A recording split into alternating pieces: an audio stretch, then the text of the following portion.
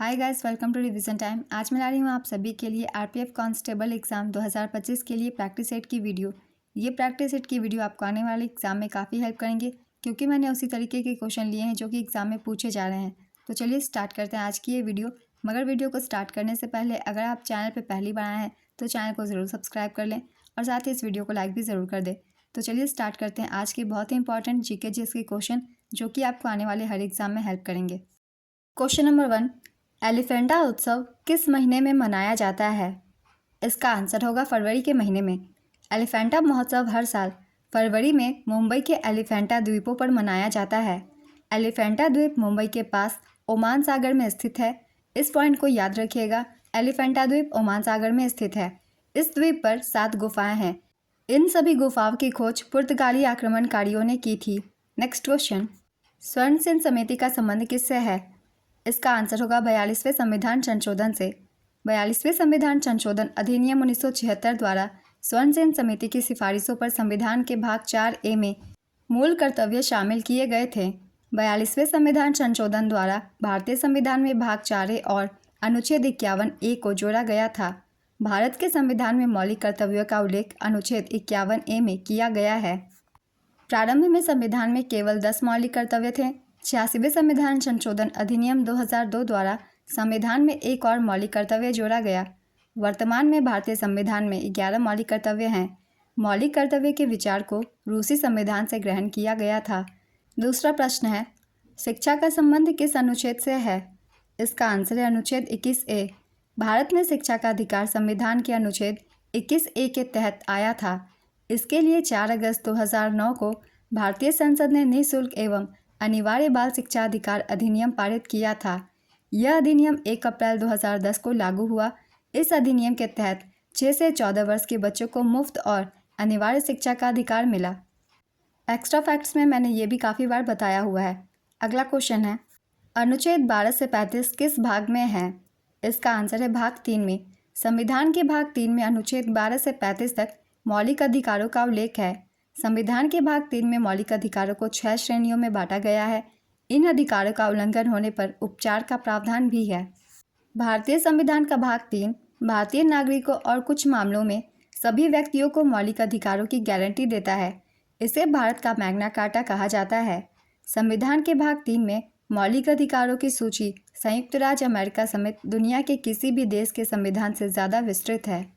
Next question, गन्ने का उत्पादन सबसे ज़्यादा कहाँ होता है? इसका आंसर है उत्तर प्रदेश। भारत में गन्ने का उत्पादन सबसे ज़्यादा उत्तर प्रदेश में होता है। वहीं दुनिया में सबसे ज़्यादा गन्ने का उत्पादन ब्राज़ील में होता है। गन्ना एक उष्णकटिबंधीय और उपोष्णकटिबंधीय फसल है। नेक्स्ट क्वेश्चन, भारत में आर्थिक सुधार 1991 के दौरान प्रधानमंत्री कौन थे? इसका आंसर है PV नरसिम्हा राव। भारत के आर्थिक सुधारों के दौरान प्रधानमंत्री PV नरसिम्हा राव थे। वे भारत के 9वें प्रधानमंत्री थे और उन्होंने 1991 से 1996 तक शासन किया। इस दौरान वित्त मंत्री डॉक्टर मनमोहन सिंह थे। 1991 की मंदी से डॉक्टर मनमोहन सिंह ने ही भारत को निकाला था। इन्होंने कुछ आर्थिक सुधारों के फैसले लिए थे। इन्हें एक बार हम देख लेते हैं। इन्होंने लाइसेंस राज खत्म करने का फैसला किया। विदेशी निवेश पर लगे प्रतिबंध हटाए गए। आयात पर लगने वाले शुल्क कम किए गए। सरकारी खर्चों को कम किया गया। औद्योगिक लाइसेंसिंग में कटौती की गई। औद्योगिक विनियमन को तर्कसंगत बनाया गया। ये कुछ महत्वपूर्ण फैसले थे। अगला क्वेश्चन है, 1857 के प्रथम स्वतंत्रता विद्रोह में भाग लेने वाली प्रसिद्ध महिला स्वतंत्रता सेनानी कौन थी? इसका आंसर है बेगम हजरत महल। लखनऊ में 1857 की क्रांति का नेतृत्व बेगम हजरत महल ने किया था। 1857 के विद्रोह में खान बहादुर खान ने बरेली से नेतृत्व किया था। रानी लक्ष्मीबाई ने झांसी से 1857 के विद्रोह का नेतृत्व किया था। उनके खिलाफ अंग्रेजों का नेतृत्व करने वाले सर हीरोज ने कहा कि वह विद्रोहियों के बीच एकमात्र पुरुष है। तात्या टोपे ने कानपुर से 1857 के विद्रोह का नेतृत्व किया था। तात्या टोपे का पूरा नाम रामचंद्र पांडुरंग टोपे है। उन्हें सर कॉलिन कैंपबेल ने हराया था। 1857 के विद्रोह का नेतृत्व मौलवी अहमदुल्ला शाह ने अवध से किया। उन्हें अवध क्षेत्र में विद्रोह के प्रकाश स्तंभ के रूप में भी जाना जाता है। वे 22वीं इन्फेंट्री रेजिमेंट के अंतर्गत आते थे। 1857 के विद्रोह का दिल्ली में नेतृत्व नाम मात्र को बहादुर शाह के हाथों में था। लेकिन वास्तविक नियंत्रण जनरल बख्त खान के द्वारा किया गया था। 1857 के विद्रोह का बिहार में नेतृत्व बाबू कुंवर सिंह ने किया था। 1857 की क्रांति से ये कुछ इंपॉर्टेंट पॉइंट्स थे। इन सारे जगहों के नाम याद रखिएगा और इनके नेतृत्वकर्ता कौन थे इन्हें भी आपको याद रखना है। अगला क्वेश्चन है, पंचवर्षीय योजना कौन तैयार करता है? इसका आंसर है योजना आयोग। इसका आंसर आप सभी को पता ही होगा। योजना आयोग ही पंचवर्षीय योजनाओं का निर्माण करती थी। पंचवर्षीय योजना को तैयार करने, कार्यान्वित करने तथा विनियमित करने का कार्य योजना आयोग नामक संस्था द्वारा किया जाता था। वर्ष 2015 में योजना आयोग का स्थान नीति आयोग ने ले लिया। नेक्स्ट क्वेश्चन, भगवान जगन्नाथ से कौन सी यात्रा निकाली जाती है? इसका आंसर है रथ यात्रा। आप सभी को पता ही होगा, हर साल निकाली जाती है ये यात्रा। यह यात्रा हर साल आषाढ़ महीने के शुक्ल पक्ष की द्वितीया को निकाली जाती है। यह यात्रा 10 दिनों तक चलती है। नेक्स्ट क्वेश्चन, भारतीय संविधान का अनुच्छेद 42 किससे संबंधित है? इसका आंसर है काम की न्याय संगत और मानवीय परिस्थितियां और मातृत्व राहत से। यह अनुच्छेद राज्य नीति के निर्देशक सिद्धांतों से संबंधित है। नेक्स्ट क्वेश्चन, 1857 के विद्रोह के दौरान दिल्ली पर कब कब्जा किया गया था? इसका आंसर है 21 सितंबर 1857 को। भारतीय संविधान के किस भाग में राज्य नीति के निर्देशक सिद्धांत शामिल है? इसका आंसर है भाग 4 में। भारतीय संविधान के भाग 4 में अनुच्छेद 36 से 51 तक राज्य के नीति निर्देशक तत्वों का उल्लेख है। अनुच्छेद भी याद रखिएगा, 36 से 51 तक। इन तत्वों के कुछ उदाहरण हैं, समान नागरिक संहिता का कार्यान्वयन, अस्पृश्यता का उन्मूलन, महिलाओं पर कानूनी अक्षमताओं को हटाना, कुटीर उद्योगों को बढ़ावा देना, निःशुल्क और अनिवार्य शिक्षा, पर्यावरण की रक्षा एवं सुधार, वनों एवं वन्य जीवों की सुरक्षा करना, ऐसे कलात्मक या ऐतिहासिक रुचि के स्मारकों, स्थानों और वस्तुओं की रक्षा करना, राज्य की सार्वजनिक सेवाओं में न्यायपालिका को कार्यपालिका से अलग करना। भारतीय संविधान के वर्णित नीति निर्देशक तत्वों की प्रेरणा आयरलैंड के संविधान से ली गई है। तो ये कुछ इंपॉर्टेंट नीति निर्देशक तत्व थे जो कि हमारे संविधान में किए गए प्रावधान के तहत है। ये सारे पॉइंट्स आप सब अच्छे से याद रखिएगा। अगला क्वेश्चन है, भारत और ऑस्ट्रेलिया के बीच आयोजित संयुक्त सैन्य अभ्यास 2024 कौन सा संस्करण था? इसका आंसर है तीसरा। इस संयुक्त सैन्य अभ्यास का नाम ऑस्ट्राहिन था और यह अभ्यास 8 से 21 नवंबर 2024 के बीच पुणे में आयोजित किया गया था। नेक्स्ट क्वेश्चन, भारत में कितने आपराधिक कानून 2024 में लागू किए गए हैं? इसका आंसर है 3। भारत में 1 जुलाई 2024 से 3 नए आपराधिक कानून लागू हो गए हैं। 3 नए आपराधिक कानून हैं, पहला भारतीय न्याय संहिता 2023, भारतीय नागरिक सुरक्षा संहिता 2023 और भारतीय साक्ष्य अधिनियम 2023। नेक्स्ट क्वेश्चन, मौर्य साम्राज्य में अमात्य किसके प्रमुख मंत्री या सलाहकार होते थे? इसका आंसर है राजा के। मणिपुर राज्य में मनाया जाने वाला संगाई महोत्सव कितने दिनों तक मनाया जाता है? इसका आंसर है 10 दिनों तक। संगाई महोत्सव 10 दिनों तक चलता है। यह हर साल 21 से 30 नवंबर के बीच मणिपुर में आयोजित किया जाता है। नेक्स्ट क्वेश्चन, भारत के उपराष्ट्रपति का चुनाव किसके द्वारा किया जाता है? इसका आंसर है निर्वाचक मंडल के द्वारा। उपराष्ट्रपति का चुनाव अप्रत्यक्ष रूप से संसद के दोनों सदनों के सदस्यों निर्वाचित और मनोनीत से मिलकर बने निर्वाचक मंडल द्वारा किया जाता है। अनुच्छेद 66 में कहा गया है कि उपराष्ट्रपति का चुनाव एक निर्वाचक मंडल के सदस्यों के द्वारा किया जाएगा। भारतीय संविधान के किस भाग में समान नागरिक संहिता का उल्लेख है? इसका आंसर है भाग 4 में। भारतीय संविधान का भाग 4 अनुच्छेद 44 में समान नागरिकता संहिता का उल्लेख है। यह अनुच्छेद राज्य के नीति निर्देशक सिद्धांतों से जुड़ा है। 27 जनवरी 2025 को उत्तराखंड में यूनिफॉर्म सिविल कोड लागू हो गया है। आज़ादी के बाद यूनिफॉर्म सिविल कोड लागू करने वाला पहला राज्य उत्तराखंड बन गया है। गोवा में पहले से ही यूसीसी लागू है, लेकिन यहाँ इसे पुर्तगाली सिविल कोड के तहत लागू किया गया था। समान नागरिक संहिता का मतलब है भारत के सभी नागरिकों पर एक समान कानून लागू होना। हाल ही में ये काफ़ी खबरों में थी, आप सभी को इसके बारे में पता ही होगा। नेक्स्ट क्वेश्चन, 38वें राष्ट्रीय खेल कहाँ आयोजित हुए थे? इसका आंसर है उत्तराखंड में। 38वें राष्ट्रीय खेल 2025 संपन्न हो चुके हैं। चलिए इससे रिलेटेड सारे पॉइंट्स एक बार देख लेते हैं।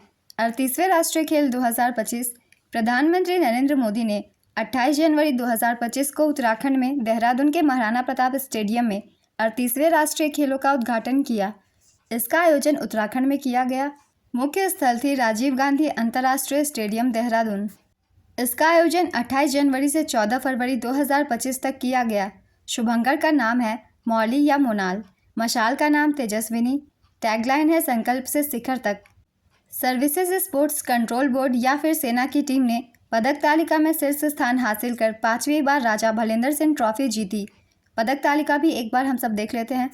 पदक तालिका में पहले स्थान पर सर्विसेज रही।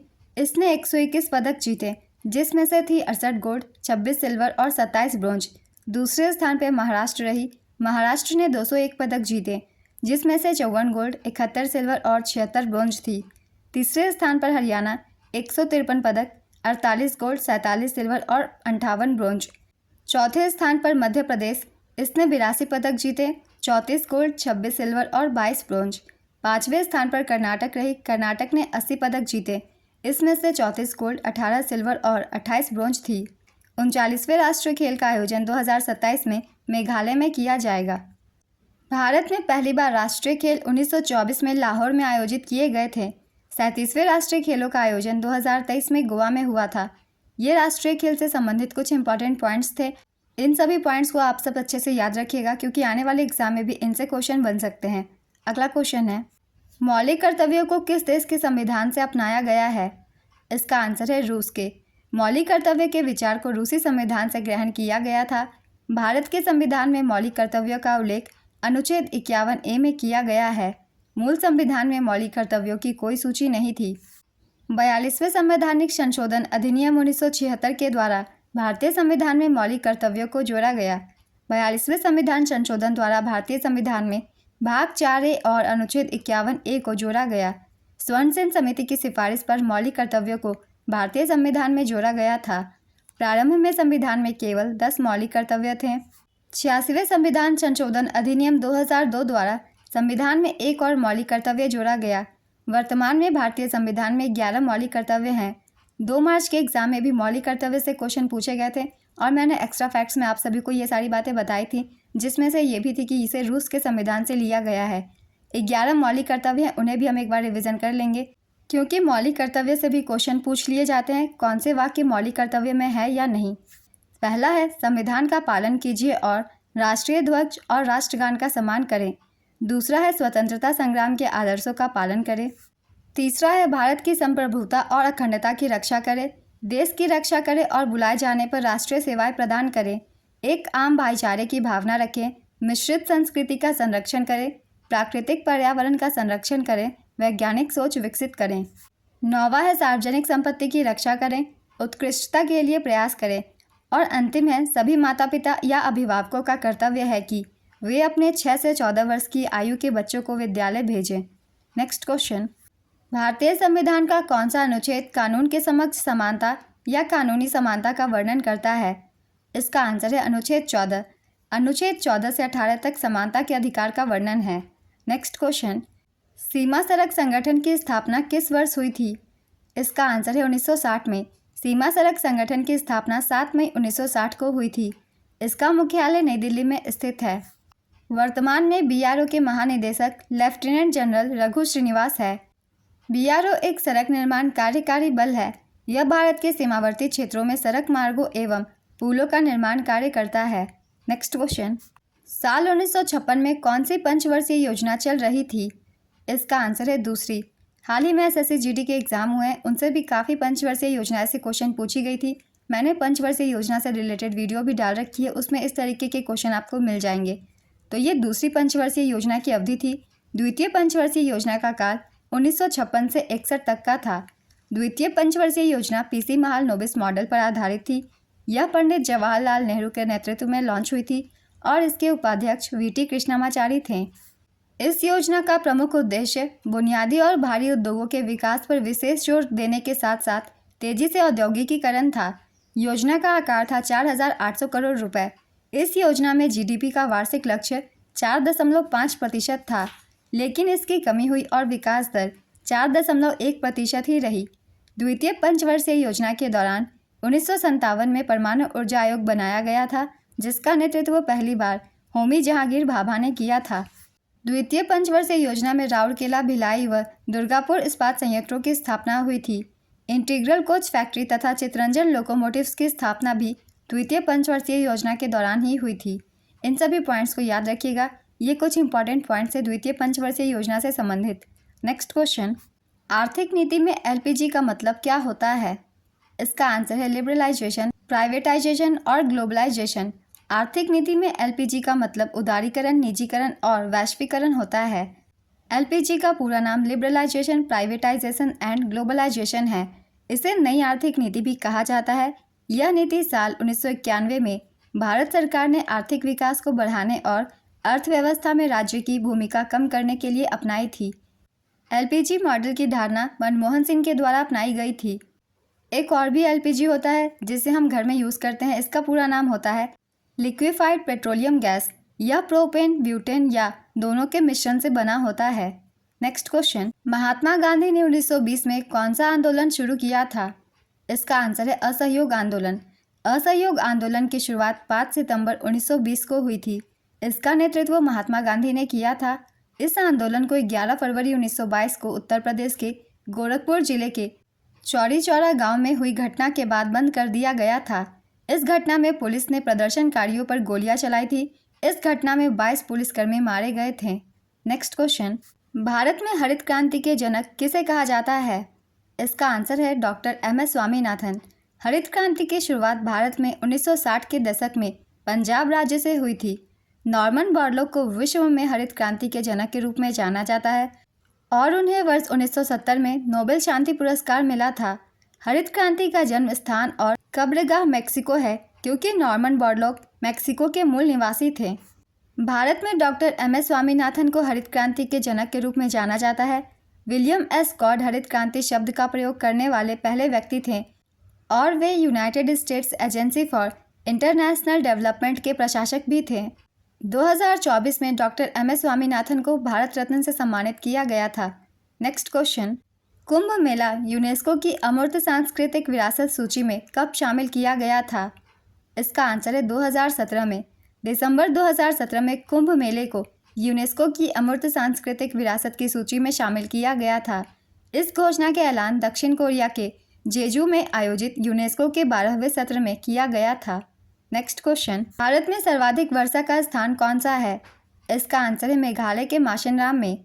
माशेनराम मेघालय राज्य के पूर्वी खासी पहाड़िया जिले का एक शहर है जो दुनिया में सबसे अधिक वर्षा प्राप्त करता है। नेक्स्ट क्वेश्चन, कच्चे फलों को पकाने के लिए किस गैस का इस्तेमाल किया जाता है? इसका आंसर है एथिलीन गैस। इसका सूत्र है C2H4। नेक्स्ट क्वेश्चन, आवोगाद्रो का नियम बताइए। इसका आंसर है तापमान और दाब की समान स्थितियों के तहत सभी गैसों की समान मात्रा में समान अणु होते हैं। नेक्स्ट क्वेश्चन, डाल्टन का नियम क्या कहता है? इसका आंसर है गैर प्रतिक्रियाशील गैसों के मिश्रण में लगाया गया कुल दबाव व्यक्तिगत गैसों के आंशिक दबावों के योग के बराबर होता है। स्वतंत्रता के समय भारत की लगभग कितनी प्रतिशत जनसंख्या कृषि पर निर्भर थी? इसका आंसर है 75%। 1947 में भारत की स्वतंत्रता के समय देश की लगभग 75% जनसंख्या अपनी आजीविका के लिए कृषि पर निर्भर थी। 2011 की जनगणना के आंकड़ों से पता चलता है कि भारत की कुल कार्यबल में से 54.6% लोग कृषि गतिविधियों में लगे हुए थे। नेक्स्ट क्वेश्चन, किस राज्य समूह का तट अरब सागर पर स्थित है? इसका आंसर है कर्नाटक, केरल और गुजरात। अरब सागर के साथ तट साझा करने वाले पश्चिमी तटीय राज्य गुजरात, महाराष्ट्र, गोवा, कर्नाटक और केरल है। बंगाल की खाड़ी से सटे पूर्वी तटीय राज्य तमिलनाडु, आंध्र प्रदेश, ओडिशा और पश्चिम बंगाल है। Next question, justice Sanjeev Khanna कौनसे मुख्य न्यायाधीश हैं? इसका आंसर है 51वें। केंद्र शासित प्रदेशों के लिए विधानमंडल बनाने का अधिकार संसद को किस अनुच्छेद के तहत मिला है? इसका आंसर है अनुच्छेद 239(a) के तहत। वैश्विक नवाचार सूचकांक कौन जारी करता है? इसका आंसर है विश्व बौद्धिक संपदा संगठन। हिंदुस्तान सोशलिस्ट रिपब्लिकन एसोसिएशन का गठन किसने किया था? इसका आंसर है Bhagat Singh. Hindustan Socialist Republican Association एक क्रांतिकारी संगठन था। पहले इसे हिंदुस्तान रिपब्लिक आर्मी के रूप में जाना जाता था, जिसकी स्थापना राम प्रसाद बिस्मिल, सचिंद्रनाथ बख्शी, सचिंद्रनाथ सान्याल और जोगेश चंद्र चैटर्जी ने की थी। भगत सिंह ने 1928 में चंद्रशेखर और अन्य लोगों के साथ मिलकर हिंदुस्तान सोशलिस्ट रिपब्लिकन एसोसिएशन की स्थापना की। नेक्स्ट क्वेश्चन, यूनेस्को के 46वें विश्व धरोहर समिति सत्र की मेज़बानी किसने की है? इसका आंसर है भारत ने। इसका आयोजन नई दिल्ली में किया गया था। 21 से 31 जुलाई 2024 तक नई दिल्ली के भारत मंडपम में विश्व विरासत समिति का 46वां सत्र आयोजित किया गया था। भारत ने पहली बार इसकी मेज़बानी की थी। प्रधानमंत्री श्री नरेंद्र मोदी ने 21 जुलाई 2024 को इस सत्र का उद्घाटन किया। यूनेस्को 3 श्रेणियों में विरासत स्थलों को मान्यता देता है। सांस्कृतिक है पहला, दूसरा प्राकृतिक और तीसरा मिश्रित। वर्तमान में विश्व विरासत सूची में 1199 विरासत स्थल शामिल है। यूनेस्को के विश्व धरोहर सूची में सबसे अधिक 59 स्थल इटली के हैं, जबकि दूसरे स्थान पर 57 स्थल चीन के हैं। भारत 43 स्थलों के साथ छठे स्थान पर है, जिसमें कर्नाटक का होयसला मंदिर 42वां भारतीय स्थल है और भारत की सांस्कृतिक विरासत श्रेणी में चराईदेव मोइदम को सांस्कृतिक श्रेणी में यूनेस्को विश्व धरोहर स्थल के रूप में नामित किया गया। चराईदेव मोइदम असम में शासन करने वाले अहोम राजवंश के सदस्यों के नस्वर अवशेषों को दफनाने की प्रक्रिया थी। यह यूनेस्को द्वारा सूचीबद्ध 43वां विश्व धरोहर स्थल है। पहले स्थलों में अजंता गुफा, एलोरा गुफा, आगरा में ताजमहल और उत्तर प्रदेश में आगरा किला शामिल थे। इन सभी स्थलों को 1983 में शामिल किया गया था। नेक्स्ट क्वेश्चन, मौर्य वंश के तीसरे शासक कौन थे? इसका आंसर है अशोक। सम्राट अशोक मौर्य वंश के सबसे प्रसिद्ध शासक भी थे। पहले थे चंद्रगुप्त मौर्य, दूसरे बिंदुसार और तीसरे अशोक। नेक्स्ट क्वेश्चन, आर्य समाज की स्थापना किसने की थी? इसका आंसर है स्वामी दयानंद सरस्वती ने। दयानंद सरस्वती ने 10 अप्रैल 1875 को मुंबई में आर्य समाज की स्थापना की थी। स्वामी दयानंद सरस्वती द्वारा रचित सत्यार्थ प्रकाश नामक ग्रंथ आर्य समाज का मूल ग्रंथ है। आर्य समाज का आदर्श वाक्य है क्रीणवंतो विश्वमार्यम, जिसका अर्थ है विश्व को आर्य बनाते हैं चलो। दयानंद सरस्वती का वास्तविक नाम मूलशंकर था। विरजानंद दंडीदास दयानंद सरस्वती के गुरु थे। ये कुछ महत्वपूर्ण पॉइंट्स थे दयानंद सरस्वती से संबंधित। अब जान लेते हैं कुछ संगठनों के बारे में भी, इनकी स्थापना कब की गई थी और किनके द्वारा की गई थी, क्योंकि इससे भी क्वेश्चन पूछ लिए जाते हैं। जैसे कि सत्यशोधक समाज 24 सितंबर 1873 को महाराष्ट्र के पुणे में ज्योतिराव फूले द्वारा सत्य समाज की स्थापना की गई थी। ब्रह्म समाज की स्थापना राजा राम मोहन राय द्वारा 1828 में की गई थी। तत्वबोधिनी सभा की स्थापना देवेंद्र नाथ ठाकुर द्वारा 1839 में की गई थी। एशियाटिक सोसाइटी की स्थापना विलियम जोन्स के द्वारा 1784 में की गई थी। रामकृष्ण मिशन की स्थापना स्वामी विवेकानंद द्वारा की गई थी। आत्मीय सभा की स्थापना राजा राम मोहन राय द्वारा 1815 में की गई थी। नेक्स्ट क्वेश्चन, खारदुंगला दर्रा कहाँ स्थित है? इसका आंसर है लद्दाख में। खारदुंगला दर्रा भारत के केंद्र शासित प्रदेश लद्दाख में स्थित है। यह दर्रा लेह से 40 किलोमीटर दूर है। यह लद्दाख रेंज पर बना है। इसकी समुद्र तल से ऊंचाई 5359 मीटर है। यह श्योक और नुब्रा घाटियों पर प्रवेश द्वार है। ये इंपॉर्टेंट पॉइंट थे खारदुंगला दर्रा के बारे में। कुछ और भी महत्वपूर्ण दर्रों के बारे में हम सब जान लेंगे जो कि आपके इस एग्ज़ाम के लिए ज़रूरी है। जैसे कि नाथुला दर्रा, यह सिक्किम के पूर्वी हिस्से में भारत चीन सीमा पर स्थित है। यह सिक्किम की राजधानी गैंगटॉक से करीब 54 किलोमीटर पूर्व में है। यह दर्रा पुराने रेशम मार्ग पर स्थित है। नाथुला दर्रा को 1962 के भारत चीन युद्ध के बाद बंद कर दिया गया था। इसे 2006 में कई द्विपक्षीय व्यापार समझौते के बाद फिर से खोला गया। जोजिला दर्रा भारत के केंद्र शासित प्रदेश लद्दाख के कारगिल जिले में स्थित है। यह हिमालय का एक ऊंचा दर्रा है। यह दर्रा श्रीनगर लेह राष्ट्रीय राजमार्ग पर स्थित है। बनिहाल दर्रा जम्मू कश्मीर के डोडा जिले में पीर पंजाल पर्वतमाला में स्थित है। यह समुद्री तल से 2832 मीटर की ऊंचाई पर है। बनिहाल दर्रा जम्मू को श्रीनगर से जोड़ता है। सिपकिला दर्रा हिमाचल प्रदेश के किन्नौर जिले में है। यह हिमालय का एक प्रमुख दर्रा है। यह भारत और तिब्बत के बीच सीमा चौकी भी है।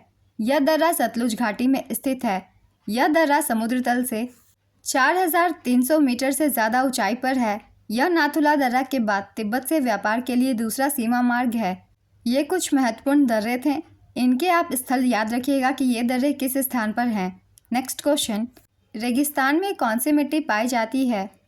तो इसका आंसर होगा रेतीली, लवणीय, क्षारीय और चाकली। ये एक चूनेदार मिट्टी होती है।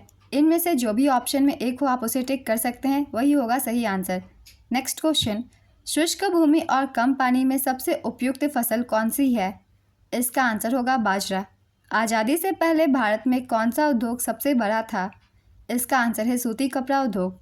प्रांतीय स्वायत्तता किस अधिनियम के तहत लागू हुई थी? इसका आंसर है भारत सरकार अधिनियम 1935 के तहत। 2024 के अनुसार SLR कितना है? इसका आंसर है 18%। भारतीय संविधान का अनुच्छेद 38 किससे संबंधित है? इसका आंसर है राज्य लोगों के कल्याण को बढ़ावा देने के लिए सामाजिक व्यवस्था को सुरक्षित और संरक्षित करना। ओम के नियम से संबंधित राशियाँ कौन सी है? इसका आंसर है वोल्टेज और धारा। भारतीय संविधान के किस अनुच्छेद में कहा गया है कि संसद नए राज्यों की स्थापना कर सकती है या नए राज्यों को कानून के आधार पर भारत में स्थापित कर सकती है? इसका आंसर है अनुच्छेद 2 के तहत। अनुच्छेद 2 नए राज्यों का प्रवेश या स्थापना का उपबंध करता है। अनुच्छेद 3 नए राज्यों का निर्माण और वर्तमान राज्यों के क्षेत्रों, सीमाओं या नामों में परिवर्तन का उपबंध करता है। अगला क्वेश्चन है, खमीर का वैज्ञानिक नाम क्या है? इसका आंसर है सैक्रोमाइसिस सेरेविसिया। थार मरुस्थल में कौन सी मृदा पाई जाती है? इसका आंसर है मरु मृदा। केंद्र शासित प्रदेशों की विधानसभाओं से जुड़े प्रावधान किस अधिनियम के तहत आते हैं? इसका आंसर है संघ राज्य क्षेत्र शासन अधिनियम 1963 के तहत।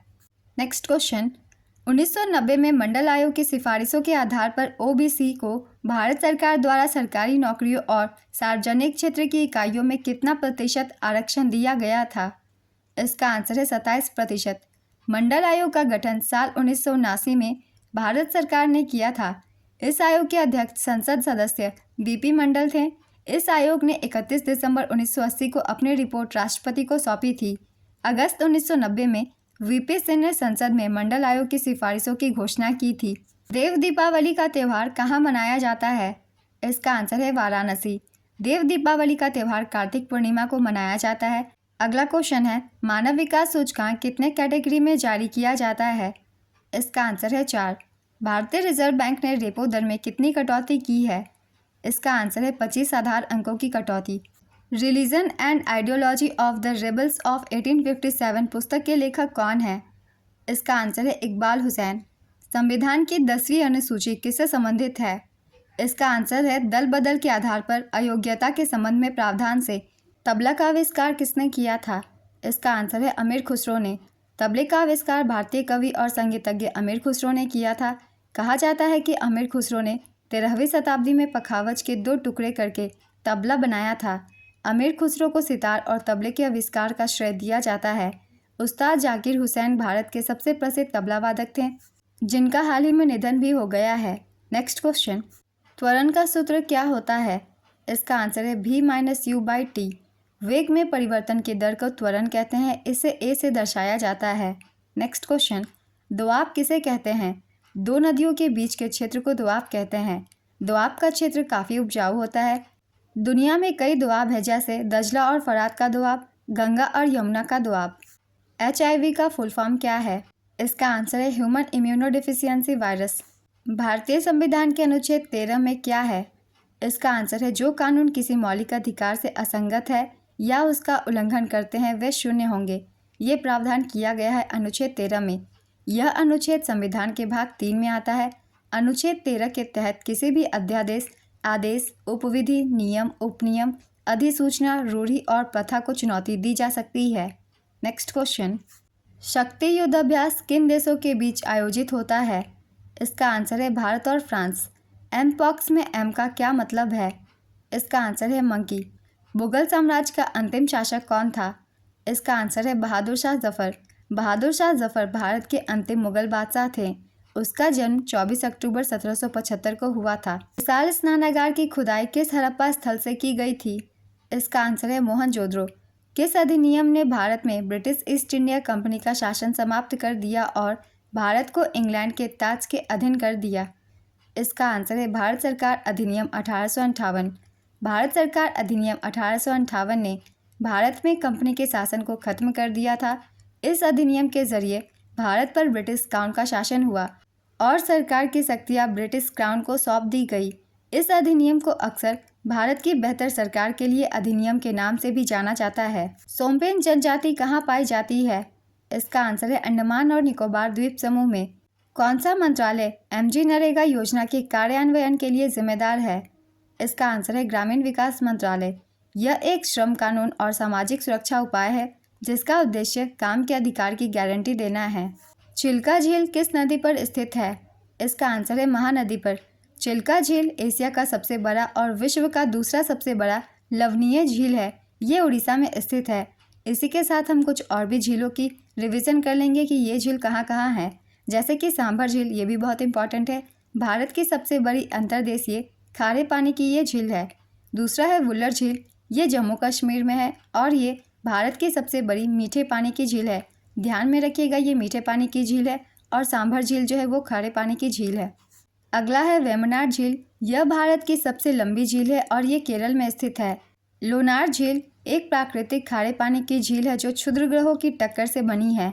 ये महाराष्ट्र के बुल्ढाना जिले के लोनार क्षेत्र में स्थित है।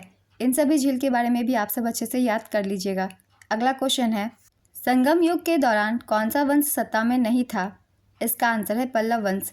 संगम युग में चेर, चोल, पांड्य राजवंशों का शासन था। इन तीनों राजवंशों को मूवेंदर के नाम से भी जाना जाता था। नेक्स्ट क्वेश्चन, कोप 29 सम्मेलन का आयोजन कहाँ हुआ था?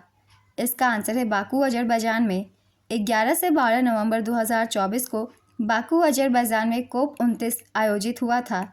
10 से 21 नवंबर 2025 को बेलेम, ब्राज़ील में कोप 30 आयोजित होगा। नेक्स्ट क्वेश्चन, आंध्र प्रदेश में गहन कृषि को और किस नाम से जाना जाता है? इसका आंसर है पोडू। भारतीय संसद के ऊपरी सदन राज्यसभा में अधिकतम कितने सदस्य हो सकते हैं? इसका आंसर है 250। इनमें से 12 को राष्ट्रपति चुनते हैं और बाकी 238 सदस्यों को राज्यों और केंद्र शासित प्रदेशों के प्रतिनिधि चुनते हैं। नेक्स्ट क्वेश्चन, 1857 की क्रांति का मुख्य कारण क्या था? इसका आंसर है चर्बी वाले कारतूसों का प्रचलन। श्वेत रक्त कोशिका का मुख्य कार्य क्या है? इसका आंसर है शरीर को संक्रमण और बीमारियों से लड़ने में मदद करना। WBC या ल्यूकोसाइट रक्त और लसिका ऊतक में पाई जाती है। ये प्रतिरक्षा प्रणाली का हिस्सा है। नेक्स्ट क्वेश्चन, 1907 में किस भारतीय स्वतंत्रता सेनानी ने जर्मनी के स्टुटगार्ट में ध्वज, जिसे सप्तऋषि ध्वज के रूप में जाना जाता है, उसे फहराया था? इसका आंसर है मैडम भिकाजी कामा। भारत में सबसे ज़्यादा रोजगार देने वाली संस्था कौन सी है? इसका आंसर है TCS और दूसरे स्थान पर है इन्फोसिस। शर्करा में अल्कोहल के रूपांतरण की प्रक्रिया को क्या कहते हैं? इसका आंसर है किण्वन। 1857 का विद्रोह कहाँ से शुरू हुआ और कहाँ खत्म हुआ? इसका आंसर है मेरठ में शुरू हुआ और ग्वालियर में खत्म हुआ था। नेक्स्ट क्वेश्चन, धन विधेयक को संसद के किस सदन में पेश किया जाता है? इसका आंसर है लोकसभा में। 2011 की जनगणना के अनुसार भारत की पुरुष साक्षरता दर कितनी है? इसका आंसर है 82.14%।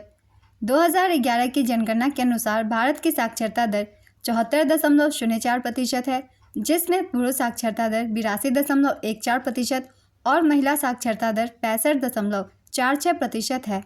2001 की जनगणना के अनुसार भारत की साक्षरता दर 64.84% थी, जिसमें पुरुष साक्षरता दर 75.26% और महिला साक्षरता दर 53.67% थी। साल 1947 में भारत की साक्षरता दर सिर्फ 18% थी। तो ये साक्षरता दर से कुछ इंपॉर्टेंट पॉइंट्स थे, इन्हें भी याद रखिएगा। अगला क्वेश्चन है, अकबर के राजस्व मंत्री कौन थे?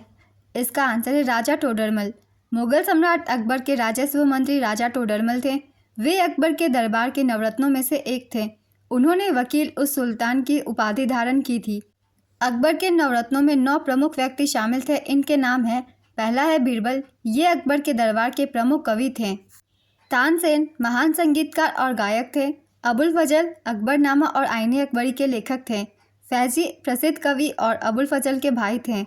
राजा टोडरमल वित्त मंत्री और राजस्व प्रणाली के सुधारक थे। राजा मानसेन ये प्रमुख सेनापति थे। अब्दुल रहीम खाने खाना ये कवि और सेनापति दोनों ही थे। मुल्ला दो प्याजा विदूषक और सलाहकार थे। फ़कीर अज़ियुद्दीन धार्मिक सलाहकार थे। नेक्स्ट क्वेश्चन, गोरखपुर से 1857 के विद्रोह का नेतृत्व किसने किया था? इसका आंसर है बाबू बंधु सिंह।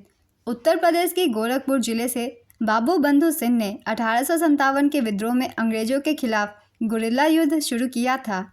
नेक्स्ट क्वेश्चन, कर्नाटक संगीत की त्रिमूर्ति किन्हें कहा जाता है? इसका आंसर होगा त्यागराज, मुथुस्वामी दीक्षितार और श्यामा शास्त्री। इन तीनों को ही कर्नाटक संगीत की त्रिमूर्ति कहा जाता है। अनुच्छेद 356 किससे संबंधित है?